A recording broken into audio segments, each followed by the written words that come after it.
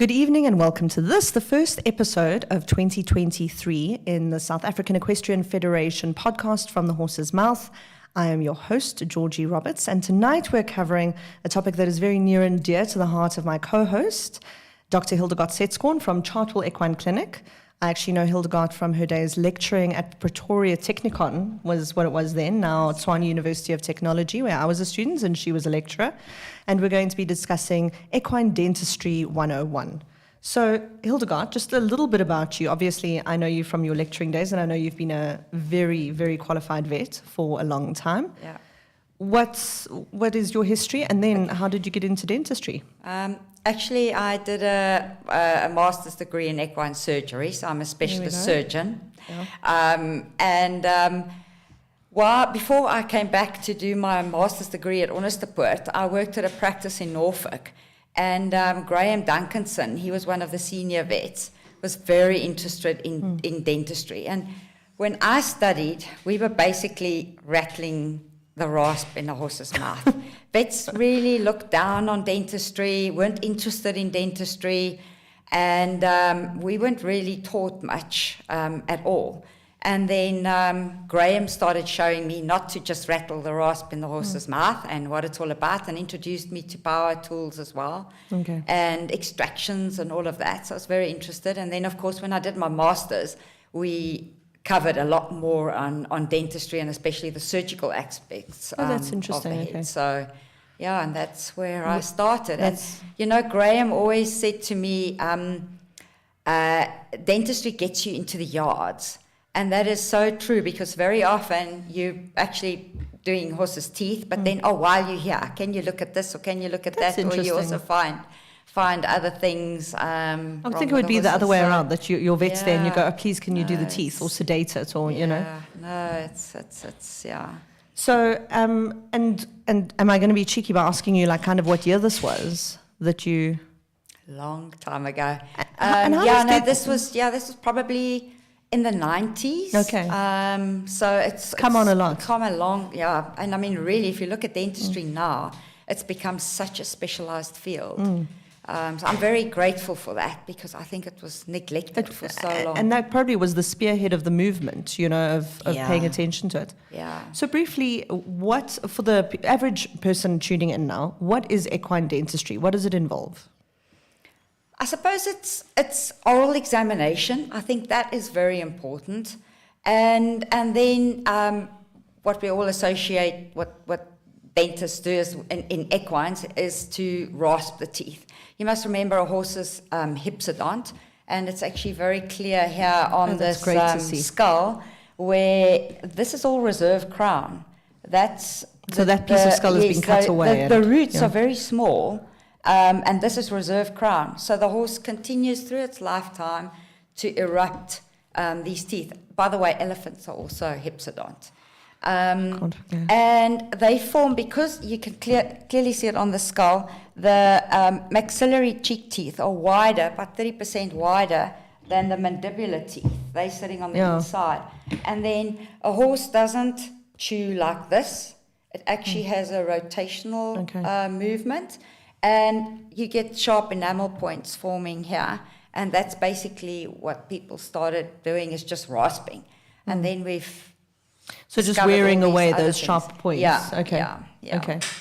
But dentistry also involves soft tissue issues, periodontal disease. It's become a big thing now. Yeah. And then your other pathologies like fractures, infundibular caries, malocclusions. I'll cover that a little bit. But dentistry is huge. It's a very big field. Yeah. So what are some of the symptoms? Obviously, not very many owners are opening up their horses' mouths, unfortunately, and having a look into it, and we can discuss later on what they should and can do. What are some of the common indicators from a behavior perspective, perhaps, or from a physical perspective, that your horse might need the dentist? You know, that is the problem. A horse is extremely stoic. I love that you say that, because to its teeth. I think they're stoic in general, to be honest. They are, and you must also remember, a horse is a prey animal. So it's going to pretend that it's fine until it really can't do anything anymore. So Basically, we always think quidding. I don't know if people know what quidding is, but that's where horses drop half-chewed bits of grass. It's usually roughage that they battle to eat. But that is actually not a very common sign. I mean, that's really when there is some serious problems when you see that. So there's very little that you often see. And the same thing, weight loss. Horses with severely broken teeth will still be fat. I think also now we've got all these concentrates and supplements, so people can you can compensate for exactly. So that is really, I mean, people will sometimes complain that the horse is hanging on the one side of the bits or something, but there can be lots of other reasons why that could be true. But I would say common things would be salivation, dropping food, maybe weight loss, swellings on the face. That can also be, especially we'll go through when some conditions will start with young horses and graduate to older horses. But generally, there's very little. You can have major pathology in a horse's mouth with zero clinical symptoms. That's really not even written symptoms. So it's a difficult field, and I think sometimes it's also neglected, and I think maybe a little bit overdone as well in some cases, because horses don't show symptoms. Yeah, so it's easy to kind of be strayed by that a little bit. So you were explaining that the molars grow out like that. The front teeth, I mean, you can use teeth to quite effectively age a horse. Yeah, up to the age of 8. Oh, really? And they've done a big study, yes. It's not very accurate. Because I remember we were all obsessed with Galvain's groove, and that was meant to be your big indicator, and not so much. And he said he could 100% age horses, and he was proven very wrong. Oh, really? Yeah. You must remember with incisors, as with anything, there's lots of factors that influence eruption of those teeth.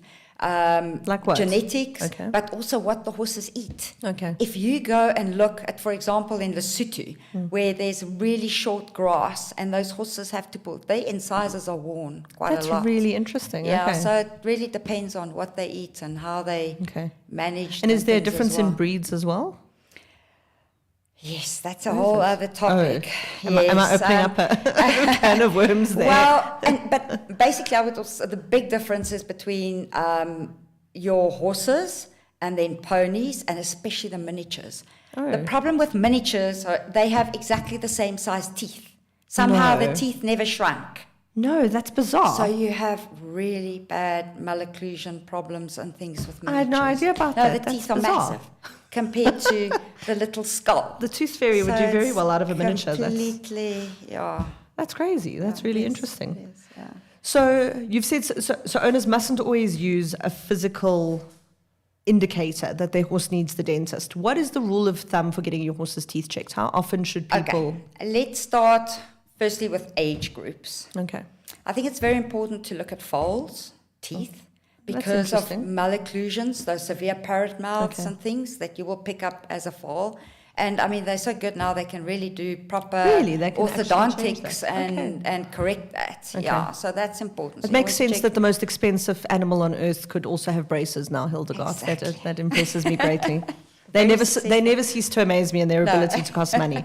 Okay. Yeah. So foal, and then I would check horses again between the age of 1 and 2, just to check. Okay. But your main dentistry basically starts at age 2 to 3. Okay. At that stage, your wolf teeth will erupt. It's your first premolar, or and I've actually got some examples of them here. They're tiny little teeth. People confuse wolf teeth sometimes with canines. Yes. Remember, only geldings have canines. Mares can have small little rudimentary canines. But and then your wolf teeth will actually be, this one doesn't have wolf teeth. About a third of the population will have wolf teeth, and they sit here. And wolf teeth are the things that get a really bad rap for interfering with the bits. Again, it depends on the position of the horse's head. Okay. And not all wolf teeth cause problem. So you don't have to take wolf teeth out? You don't have to. Okay. But what we do is, if you find it in a young horse, because that alveolus, the tooth socket, is not so tight, it's much easier to remove the wolf teeth in a young horse than in an older horse.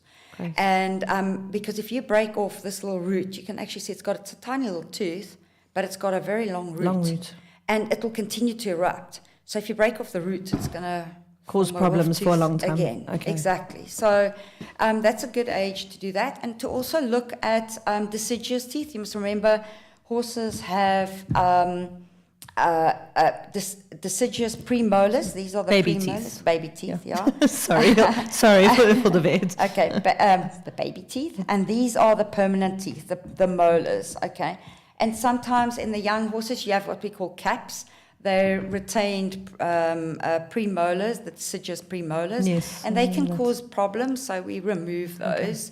So that would be part of your 3-year-old check on your horse? That's your 2 to 3-year-old check. I think it's important before you want to back a horse. Definitely, it to makes look total at its sense. mouth. And also the other thing is with younger horses, they have really, really sharp enamel points.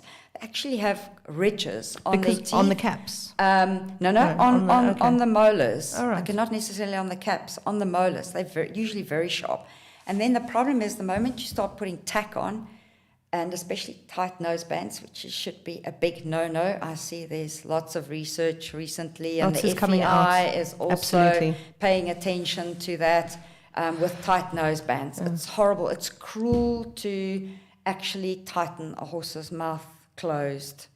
It's great to hear, speaking to veterinary experts, that it's coming from a science-based thing. I think for a long time it was coming from tradition. The soft sciences. People were saying, were advocating not for doing it. Yes. And absolutely, tradition, well, we've always done it this way. And crank nosebands are horrific. Anyway, but that's a whole long other story.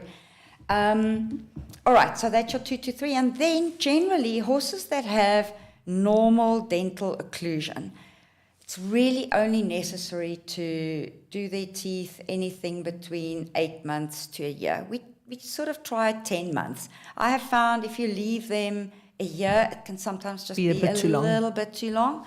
The moment you have problems where horses have had teeth removed, or you have malocclusions, which I'll explain a little bit just now, those horses are better checked every 6 months. Sometimes even shorter, but 6 months. Sure. You must remember, every time you rasp a horse's teeth, you actually age it.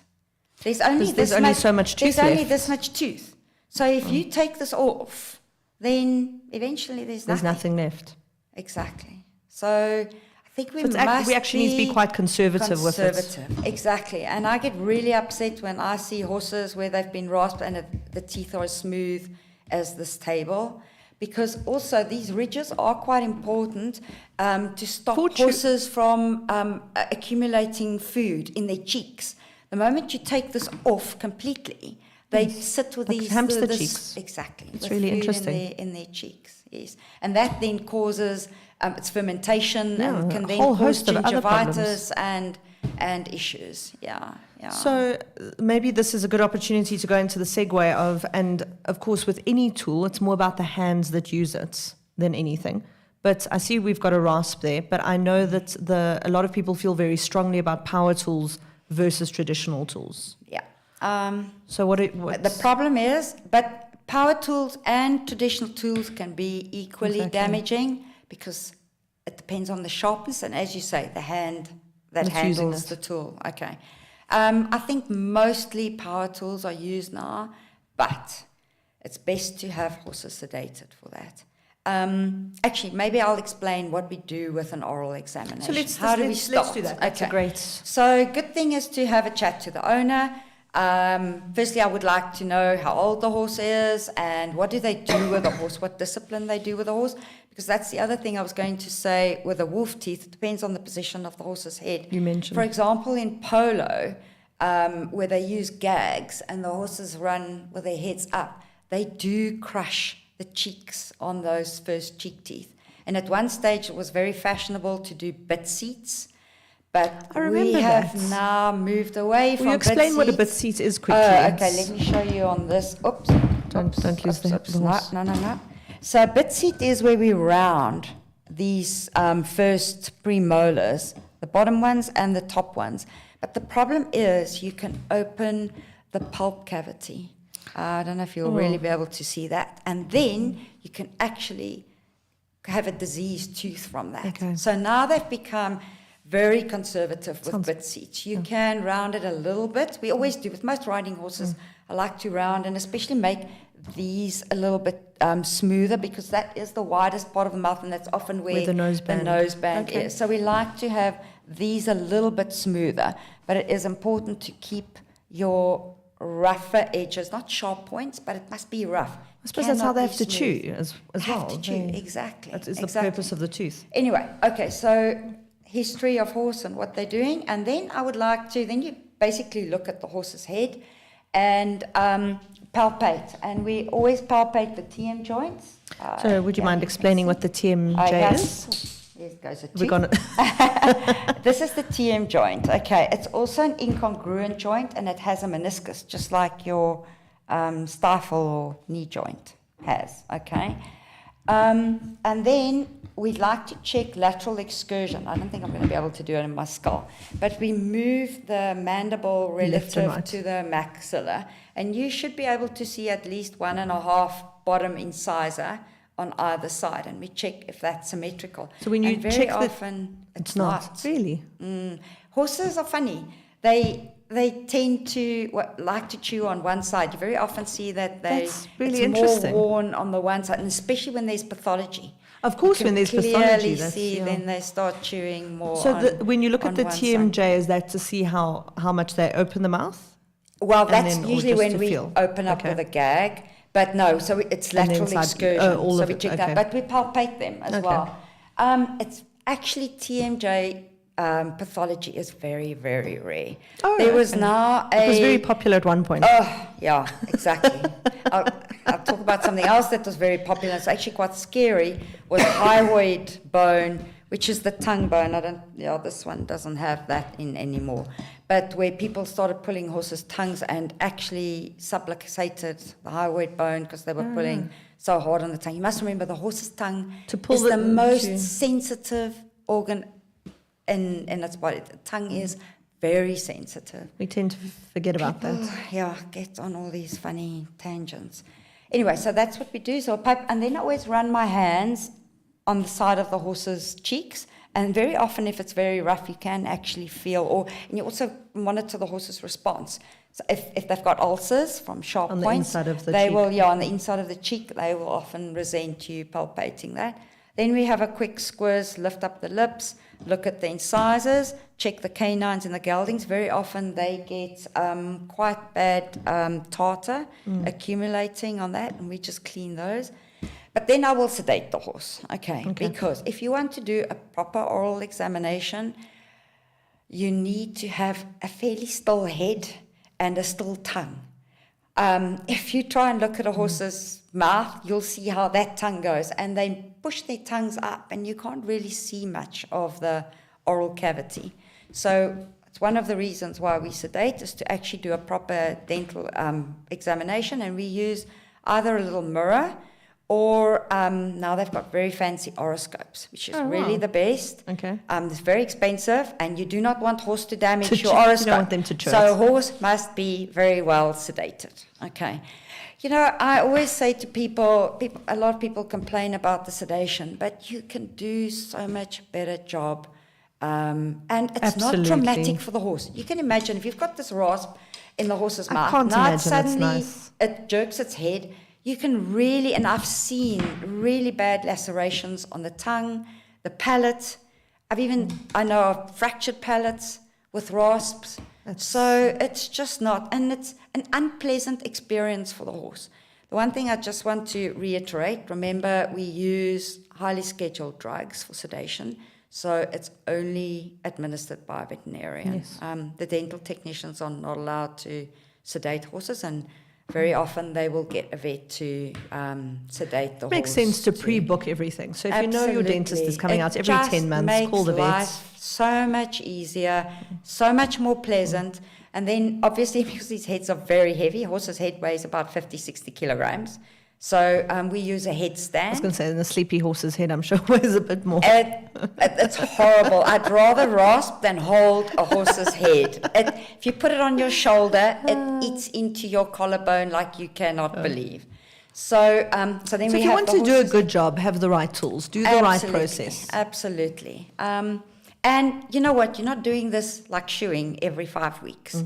So budget for it and have it done properly. I have friends who make the most of it, and then they say, that's it. They're trimming the ears. Oh, trimming yes. Very often people also ask us to then clean sheaths for the geldings and things like that as well, because it's the ideal time to do that. Take Also advantage sedated, and off you go. Great. Yeah. Anyway, so let's get back to the teeth. So we obviously also use a headlight, and it's important to have a very strong, I like a focused beam rather than a wide beam where you have shadows. And then this is a gag. It's quite a dangerous piece of equipment. That's the other reason why I think it's important to sedate a horse. Once had an owner who was holding a horse for me, and the horse, she did not want to have horse sedated. We were just going to check the teeth, and the horse pulled its head, the serrated edges cut her head open, and she was rushed off to hospital to have her head stitched.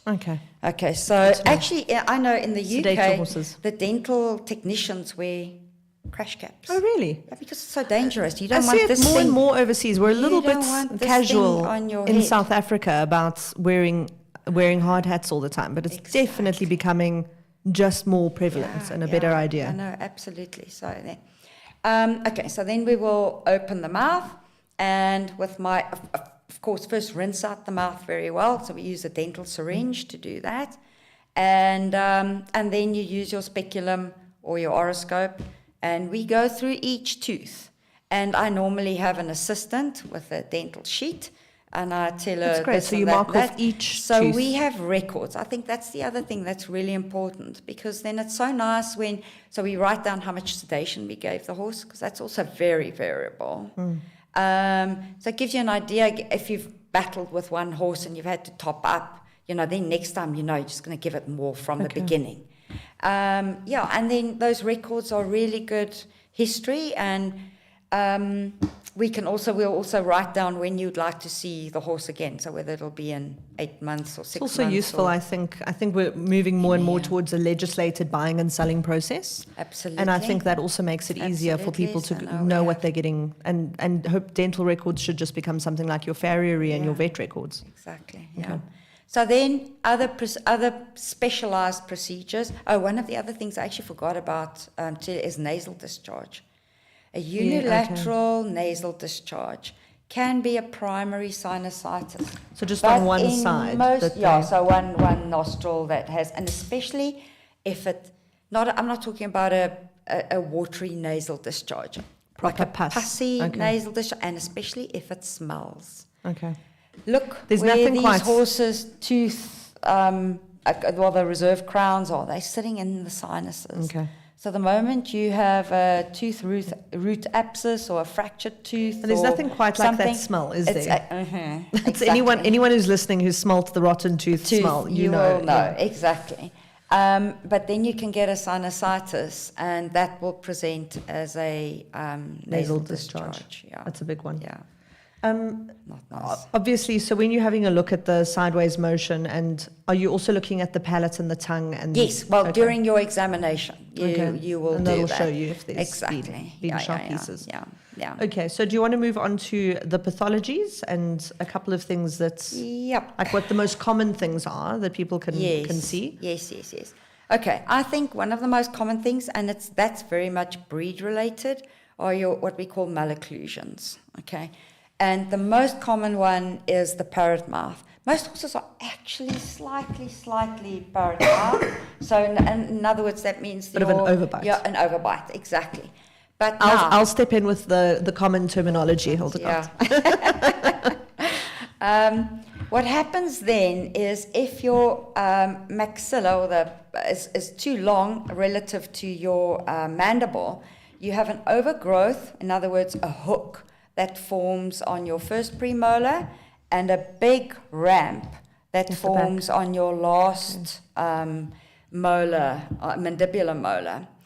And that actually then prevents normal movement of the jaw, and And it actually just exacerbates itself. It gets worse and worse and worse. Exactly. So now what we then need to do is obviously take that off. But again, now that's where the danger comes in. They reckon one shouldn't take out more than 4 millimeters. 4 millimeters? Of tooth at a time, because of the risk of entering the pulp cavity. Just explain to me, I'm assuming, seeing as we are rasping things off, horses don't have a nerve in their No, they do. They do. So that's why if you're going to hit that pulp, it's going to be sensitive. Yes. The nerve comes out here in these roots. Horrendous. This was actually a horse with a tooth root abscess. And look, that tooth looks perfectly normal. But it did actually, this we found on radiographs, obviously, and it had a sinusitis. So by rasping a bit off, you give the pulp enough time to recede. Yes, and it covers with secondary dentine. Oh, that's interesting. So it actually seals itself. So and the other danger of your power tools is the heat that it generates. Tremendous heat. Do you need to use a lot of water? So what we also do is, we rasp a little bit. So I'll do a little bit on this tooth, then a bit on another tooth, other side, and in between, you get somebody to just flush. There's some fancy rasps now that actually have a flushing device. Like a human dentist, of course. Exactly, yeah. So 4 millimeters is really minimal. That's very little. So you can't actually get someone... When we see these horses that are so bad, but it really is dangerous to go and take off a whole lot of tooth. So if you, for example, someone's gotten a horse from wherever, maybe a rescue situation, and they've got these shocking teeth, you can't just go in and fix it. No, you're going to cause damage to the teeth. Okay. And then you have the risk of losing that tooth. Sure. So that is really quite important. So you would have to do a treatment but and then... the beauty of this type of malocclusion is, and I've seen it so often, is if you then... Remember, a horse is not a giraffe. A horse is not supposed to eat with its head up in the air. Tell us how you feel about TEF nets, Hildegard, while you... Well, it's a little bit of mixed feelings, but generally, as I said now, a horse is not meant to... And TEF nets are really dangerous, especially when they're not tied properly. And if they are tied properly, you've got other problems. Horses with their legs in TEF nets. But there is a place for a TEF net. But actually, I think they're now moving to other types of slow feeders. Because slow feeding is a great idea. Yeah, totally. Absolutely. I agree with that. But so slow feeding, again, just for the average person, is not chucking in a whole bunch of beautiful, rich cuts. Putting a big, round bale in the paddock. So horses are meant to nibble and graze and go slowly. Exactly. But now, if you correct that malocclusion and you then feed the horse from the ground, I might have to go and take off a little bit for the next sort of year or two, and thereafter... So you can actually correct it. So that's where you say you really should step in at 2 to 3. Exactly. And also what the other thing is, and I've just recently read an article where they reckon that this also has a big... thing with horses flexing and working on the bit, if they have these malocclusions, really uncomfortable for them. So the moment you correct that, you can imagine. It becomes easier for them. Exactly. Then they can just flex. Okay, that's incredible. So that's one of the things. And then often if it's a really bad parrot mouth, we also have to correct the malocclusion of the front teeth. Horses hate rasping their It sounds horrendous. You have to sedate them quite heavily. They're very sensitive. The incisors are quite sensitive. And then the other thing now is you must remember, as soon as a horse has lost a tooth, like this one has, there is nothing on the other side preventing this tooth from overgrowing now. Because there's nothing wearing it down. Exactly. So this is where we rasp the horse's teeth every 6 months. Okay. You have to keep that... so otherwise it's going to block the entire... Exactly. But also, it's amazing how horses compensate. In younger horses, if you remove a tooth, these teeth will eventually move closer. Really? That's and then it makes this gap smaller. And then eventually that tooth doesn't really... Need extra attention. Need so much rasping. The rate of growth also sort of slows down, obviously as they age. So then it's not such a big problem with older horses. But in your young horses, it's amazing how much that tooth. I've actually opened up horses' mouths where you can't even get the rasp in. No. That's how much, and you think, how can this horse eat? They really are No, just they are most, amazing. You know, Absolutely and amazing. I think this narrative that a lot of people have with my horse is naughty or it's bad or is changing, where people are going, they're communicating with us in the only way they possibly can, which is behavior, and you know, and by the time it, like to your point, by the time it gets there, it's actually quite serious. Yeah. So you say you can get hooks and then the sharp edges, obviously. Yeah, those are the most common. Our common Okay. things. Okay, and then our next thing in our older horses is infundibular caries. Now that's actually a very interesting thing. Okay. Let me start at the beginning. Just to go back to the anatomy. Remember, horses have, I said to you, they've got deciduous teeth on these, but these teeth are the permanent teeth. These are the one and only ones they have. This first premolar is the oldest tooth in the horse's mouth, and it erupts and forms at about age 1. And then it's a common tooth where we start seeing this caries in the infundibulum. These teeth actually, there's a nice one.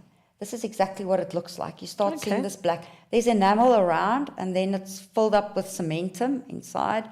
And then, now, there's an interesting theory about why this happens. We used to think horses' teeth break because they bite on a stone or something, but they don't actually. This is probably the start of the tooth problem.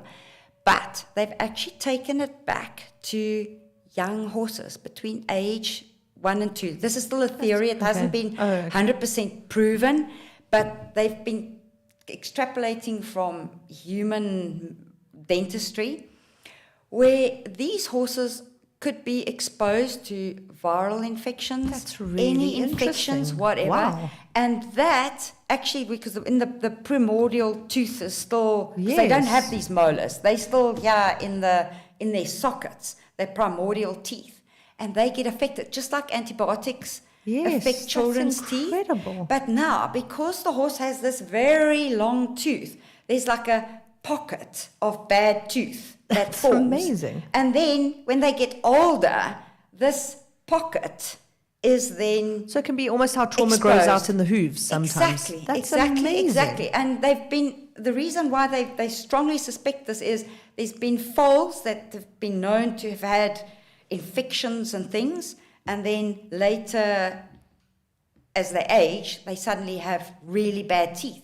They have good teeth up to a point when you start getting these. And you've forgotten about what happens to them as a formed young horse. Teeth, exactly. That's really interesting. So this infundibular caries is now also one of the hot topics, and because often these teeth then fracture. And then you end up having to remove the tooth. That's another whole story about when to extract and when not to extract. We can maybe touch on that a little bit. We always have these discussions with insurance companies. Sure. Anyway, yes, because it's an expensive... To pull or not to pull. Yeah, exactly. It's an expensive procedure. And I still think if you can save a tooth, so much better, because there are potentially a lot of complications with From extracting a tooth, and then afterwards, as I've explained now, it's just like, it's not a normal mouth again. But anyway, so what they started doing now is they've been filling it with a resin. Yeah. We're doing horse fillings. Exactly. They even do pulp cavities now. That's amazing. Yes. They do endodontics even. Okay. But this is quite common, and they followed these. And they're using resin as opposed to... yes, they looked at different... Like a porcelain or... No, porcelain's too hard. Because you must remember, this must wear. Oh, of course. So they've been playing around, and there was recently an article published by Chris Pierce. He's one of the big dental specialists in the UK. I'll find the article and we can maybe link it into the podcast. Followed these horses over 11 years, and all those teeth were still intact with their fillings and. Yes. That's so amazing. That is That's really brilliant. something I would encourage people, if you're veterinarian or the dental technician does pick up infundibular caries, to discuss it with a client and then consider the possibility of filling. And try and save it for as long as possible, at least. Save that tooth. Yeah. That's really fascinating. Yeah, that is. So that's a common thing we see in the older horses. And when you say older, what age? About 12-ish. Okay. Yeah. So something to be aware of. Yeah. Okay. Yeah. And it's most commonly in that first premolar. That's so where it interesting. starts. Yeah. Yeah. And how would they ever prove that is, that's the origin of it? What was the other alternatives that they thought that it had just bitten a stone and damaged the tooth? We just we always thought, well, we realized that it's most common on the oldest tooth, but then we just thought maybe it's genetic or, it's, really didn't interesting. know. And then they started thinking, but you know what, antibiotics, we know that causes tooth problems in children.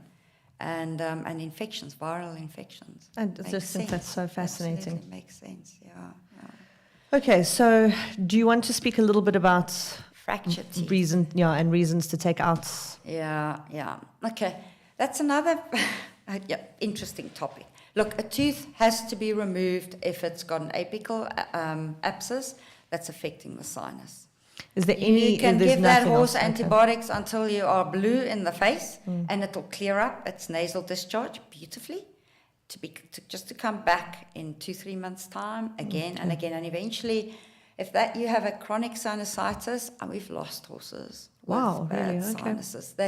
Plus, you can have a look here. I mean, look at all these nooks and crannies and things in these sinuses. It's just impossible to. You get what we call inspissated pus, where it literally becomes like this thick cheese, and it goes and sticks everywhere, and you just can't get all of that out. So that's one of the things, at least, where we don't have problems with insurance companies. They agree. Is if it's a sinusitis. That's a really interesting. Yeah. We can remove.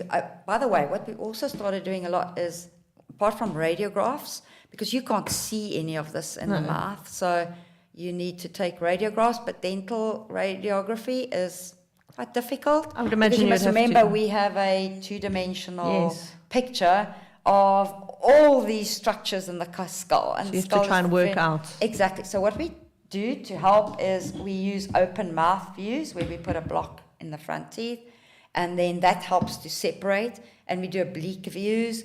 But it's still tricky. Okay. So very often, if we are not sure, we do CT scans. That's the gold standard for sinuses and dental pathology and to get everything. that really concise imaging. And then you know exactly what you're dealing with, because with the CT you can cut. How do insurance companies feel about the CT scans? Are they? Depends on the horse's cover that it has. Yeah. Some horses, they will pay for it. I think if there's enough justification, we won't do a CT on every horse. Of course. But especially if there are multiple teeth and you're not sure, and you need to plan surgery, you don't want to go in there. You've got one chance. Okay. So then it's important to do a CT scan. Yeah. And now, because we can do it standing, it's so much easier and cheaper than having the horse under GA. Yeah, exactly. And much less risk. I mean, horses coming up from GA is a big thing. Exactly. Okay, so what are some causes for a broken tooth? Besides the infection, okay? That's this infection, caries and infection. That's really amazing how it's gone the whole way through that tooth there. Yeah. And I mean, look, you can actually see this tooth was diseased, so you would see that. But I mean, this tooth looks perfectly normal. And yet it had a periapical abscess. That's why it was removed. Oh, so you would have totally missed that. Yeah. Just looking. And then what we do is, with the fractured teeth, sometimes I will, especially if people are reluctant to have the surgery or there are cost issues, I will remove, if there's a loose piece, I'll remove that to make it more comfortable for the horse. And you'll probe and look with your little mirror how deep it is. And then we monitor the horse. And sometimes they seal quite well. That's interesting. I know at one yard we've been following horses probably like 5 years now with their broken teeth. And they just and then what I also do is I do take off quite a bit of the opposing mandibular tooth. It's funny, it's mostly the maxillary molars that fracture. We do get mandibular tooth problems, but that's much harder to resolve, I'm sure. It's very easy to fracture the mandible if you it's much during smaller. those extractions. And the bad thing is, often the only time you start seeing symptoms is when a horse has a draining tract. So then it's already eaten, the infection's eaten through the So bone. the bone's compromised. Sure. It's amazing. Your mandibular teeth are... That's yeah, amazing not to think how fair. stoic a horse must be that you know, that, like you say, the first sign of it is that it's now draining right through. If you speak to people, or if you've had toothache, It's horrendous. it's horrible. And toothache you is one can't- of the And I worst mean, they pains have in the exactly world. the same anatomy, the same Yeah. nerves, I everything. really loved what you said about, and I think it gives people such insight into their horses, Hildegard, that you're dealing with a prey animal, so they just pretend everything's okay. They have to. I think that's just amazing. Yeah, That's such a yeah. great way of looking at it. Yeah, exactly. As opposed to thinking your horse is an I've asshole who hates seen you. horses with African horse sickness, and they are literally drowning with the fluid in their lungs, and they still try to eat. And you look at this horse, and you like, hello, are you doing this? Everything's fine. I empathize with them wildly. Like I also feel like everything's fine. Yeah. I just want to remind everyone who's listening that if you would like to ask Hildegard any questions, please pop into the comment section and take advantage of having her here on air while she is here. I'm just checking if there are any questions. Not yet. Okay. Maybe we're answering everything. Broken. You're so ahead of it. I knew you were going to be amazing. Okay, what is the process for extracting a broken tooth once you? Okay, yeah, that's also evolved tremendously. I mean, I think where we started, we were hammering these teeth That was out the last through time the I thought. sinus. Yeah. They cut a hole in the bone, right? And Yeah, exactly. You make a tree fine through the sinus, and then you'll literally put a round pin on that tooth. Hope you've got the right tooth. Okay. That's No, that's terrifying. happened where you actually extract, or you loosen you loosen the adjacent teeth, and then you end up losing two teeth. And then you knock this thing out through the mouth. But now, I'm the sorry, other there's thing, so many you things can that can imagine go this wrong. horse's mouth can't open that much. Now you're going to try and get this long, big tooth out of there. It was a nightmare, absolutely. And then you have a massive, big hole straight into the sinus. So what do you? It's yeah, I know. So now we do mostly oral extractions. So what we do is we sedate the horse heavily. We usually have an IV infusion with sedation. So you basically have somebody like almost an anaesthetist to do the sedation. Is the standing though? It's not standing in a crash, because obviously we sedate heavily. So you crash the horse and on a headstand. And then we do nerve blocks. So we do a maxillary block around about here. There's the maxillary nerve that runs here, and it runs there. So you block that nerve. Wonderful to see. Yeah, with a long needle. Okay, block that for the maxillary teeth. If you want to do mandibular teeth, there's, I don't know if you guys can see it, but the nerve is running inside there. I can see. So we'll go with a great. long needle underneath the jaw, and you block that nerve. And we use long-acting local anesthetic. And then the only problem is if you block the mandibular teeth, you actually also paralyze the tongue. And so you have to make sure you stay out of really bite panic. their tongues afterwards. Shame. So again, we can't block both sides, because then you've got a completely paralyzed tongue. And what do you do? Do you have to tie that? No, there's you can't. nothing you can do. And sometimes the horses really chew their tongues after the thing. You can't stop them from doing that. So that's a little bit of a problem.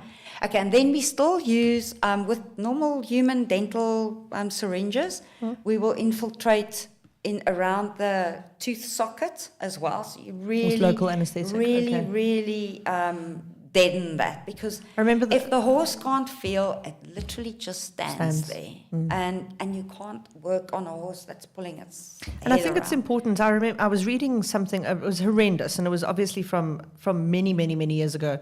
But how they had this very conscious realization that a sedated animal still felt pain. Absolutely. And for a long time, they were just you know sedated. What? If I think those days, the only sedation we had was ACP. ACP has zero analgesic effect. Sure. The newer sedatives that we use, ditomidine and medetomidine, has quite an analgesic effect, but not enough to do surgery. Not at all. I mean, they will still feel it. Yes. So anyway, so then what they do is they use molar spreaders, where we actually go in between the teeth, and you put this, it's like a clamp thing that you go in, and you basically make a little bit of a gap, because they're tightly packed. Look at this. It's very tightly packed. So you loosen that a little bit, and we always I mean, you must be wait talking a little bit. millimeters. Yeah, it is. And then what we wait a little bit, because then you actually get a bit of hemorrhage in there, so it gives you a little bit of movement. Okay. And then you apply one of those big dental extraction forceps, and they've got a whole range, almost for every different type of tooth. Really? There's a different shape extraction forceps. Okay. And then we basically attach it to the tooth, and you wrap it with a piece of inner tubing of a bicycle or something, so that because it's hard to hold on to. And then you have to be very patient, and you slowly start moving it. And so it's a much more laborious process in a way. Absolutely. But you know what? Taking out a tooth can be anything from half an hour to, we've had these where you can actually see how they curl back in here, to 6 hours, one tooth. Good grief. Yes. And then your danger is where you fracture a piece. You actually have to go in, and that's where the oroscope is so handy, where you can then look in, and you've got to get all those pieces out. But now they also have a very other clever way of taking out these teeth, is through a transbuccal approach. So they make often these diseased teeth are also wedged in, so there's no way you're going to get this tooth out.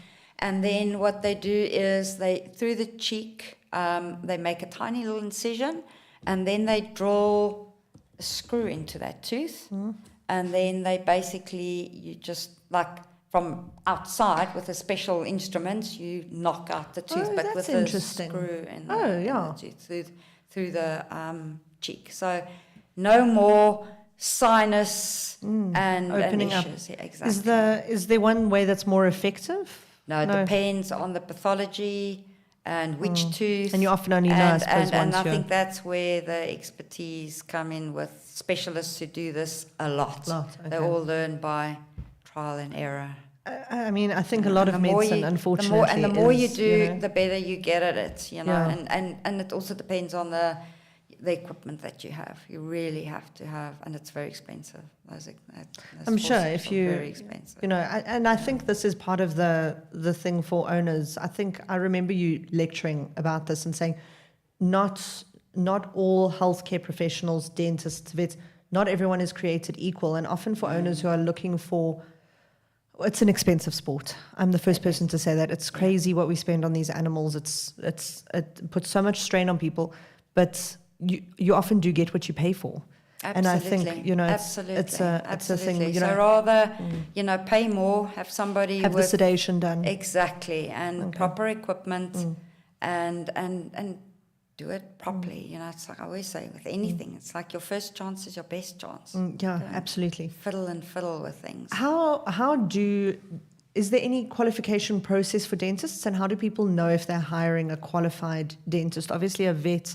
I'm not saying that all vets are good dentists. No, that is also true, because some vets are just not interested, and because it's a specialized field, and to acquire all this equipment. And if you're not really going to do much, then so not all vets are good dentists. There are dental technicians, as we like to call them, not tooth fairies, dental technicians, who are well qualified, but again, that's our problem. We were trying very hard, and Dr. Nicole de Toy, she's unfortunately gone back to the UK, and Dr. Gerard Steenkamp, they were trying very hard to get the dental technicians incorporated into Vet Council, as the veterinary technicians, so that there's some sort of standard. Absolutely, it's important. And I also think a little bit of control. Yes. Because, as I said before, some people go overboard and over-rasp the horse's mouths, and the owners don't know, because you don't have a gag,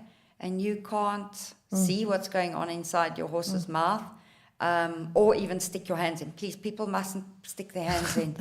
That's a valuable thing to add. Those teeth are so sharp. I mean, sometimes it actually tears my gloves when I feel. And if that horse closes its mouth, you will lose your fingers. I've read an interesting thing about the PSI bite pressure of a horse bite. It's pretty. No. It's, Horses have been known to literally crush people's arms, pull people's scalps off their heads, and a horse can don't stick your hand in a horse's mouth. A horse can pick a person up. In fact, people will know Dr. Mike Ross. He told me a story where a mare picked him up from his stomach and chucked him over a stable door. Because he was trying to touch her foal. Ross is not a small man. No, if you know Mike is formidable. Yeah. Exactly. That is how strong a horse is. So please don't stick your get hands the dentist. Exactly. Okay. Yes. So what would the process be for people who did want to qualify to do teeth? Like, do they have to go overseas? At the moment, that is. And sorry, I'm not. That's a little bit out of my depth. Yeah. There are courses in the States that I know of, but and you see, I like the system that they have in the UK. The dental technicians are not allowed to work on their own. They have to. So, but the British veterinary board, they control it quite well, and they have to register.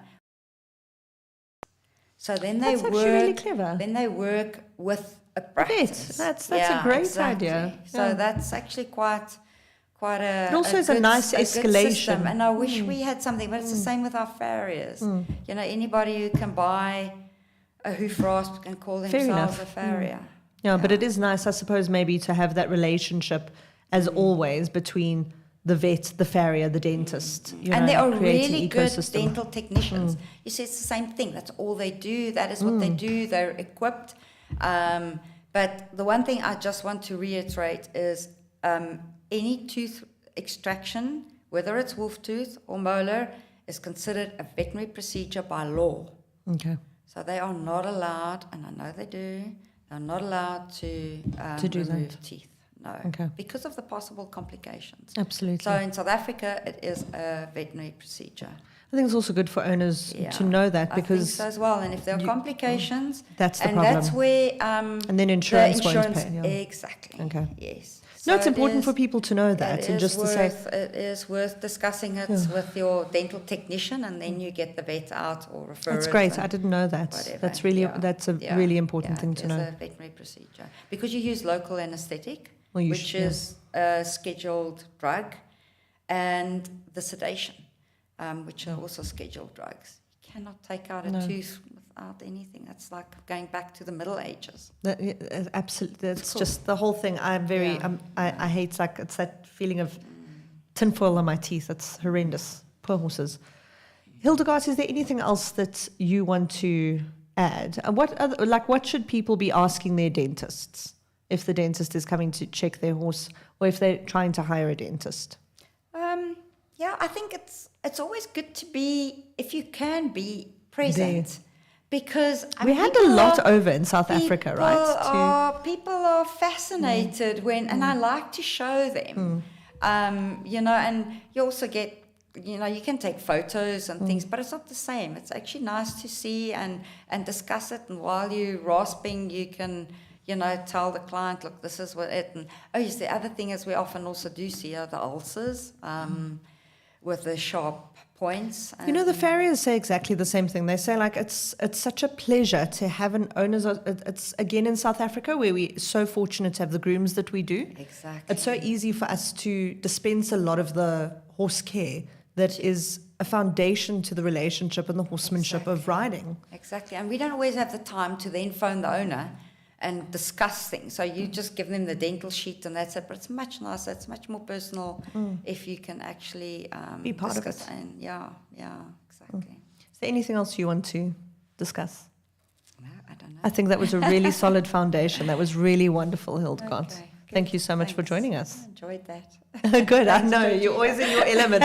It's wonderful to have people sharing information, though. Yeah. And thank you to your poor horse who had to come and join us. Yeah. One last question I actually had about, you said when you extract a tooth, there's a hole there. Do they fill that with anything? No, Sorry. Yes, we do. Yes, we do. Okay. You have to plug it. Okay. And there are different types of plugs. We actually use human dental impression material that we plug.